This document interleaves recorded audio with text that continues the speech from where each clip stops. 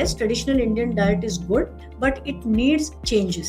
It has to be eaten in the way that is truly traditional, where carbohydrates are reduced and proteins are more.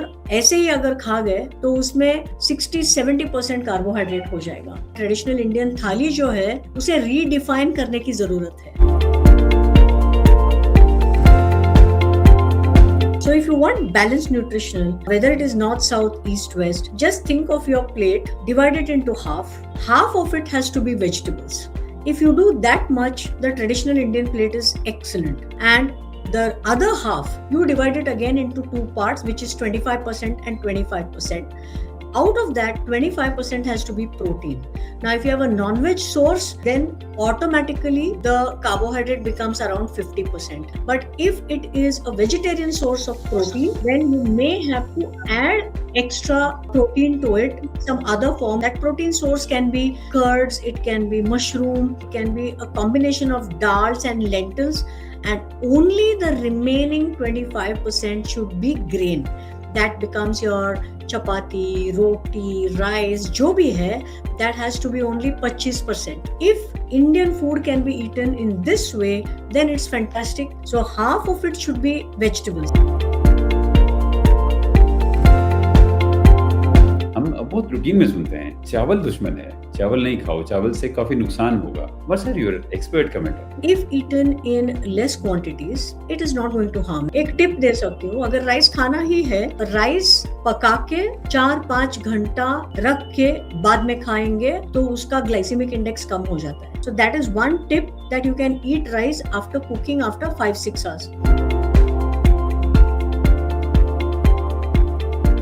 Are millets really healthier than wheat and rice? If you ask me, there's not much difference because millets में थोड़ा fibre ज्यादा होता है, थोड़े nutrients ज्यादा होते हैं, लेकिन ग्लाइसेमिक इंडेक्स ज्यादा होता है. इवन रागी का व्हाट्सएप यूनिवर्सिटी में बताया जाता है कि रागी खाओ, अगर शुगर है तो सब अच्छा हो जाएगा. टोटली ऑपोजिट है एक्चुअली. पहले हम 2 रोटी खाते थे, अब हम 3 खाने लगे. So that will not make you healthier. It will make you more obese.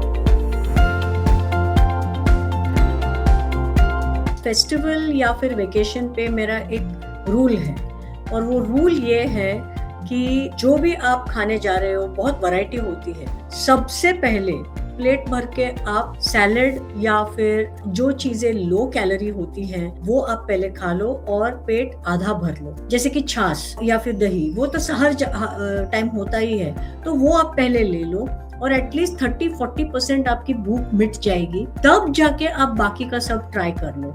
सो आपको अच्छा भी लगेगा, सब खाने को मिलेगा, पोर्शन कंट्रोल भी होगा और वेट भी नहीं बढ़ेगा. स्नैक्स अगर खाना ही है, मैं तो स्नैक्स के खिलाफ हूँ. ईटिंग टू मेनी टाइम्स ये बात अच्छी नहीं है, बट फिर भी आपको स्नैक करना है तो वो किसी भी पैकेट से ना आए. वो जैसे मैंने बोला, चना चाट बनाओ या फिर best is nuts, keep some nuts with you. और अगर कुछ भी नहीं है तो प्रोटीन बार्स मिलते हैं आजकल. That is the only thing that I will allow from a packet, and that is protein bars. जहाँ कहीं भी आप हो वहाँ हेल्दी फूड नहीं मिल रहा है तो प्रोटीन बार्स यूज कर सकते हैं. सो बिस्किट समझो, कुरकुरे समझो, जो भी पैकेट्स में आता है, don't take packet foods as snacks. Thank you so much for joining us today. Dr. KK Med Talk Show will return tomorrow again at 7 p.m. with another edition.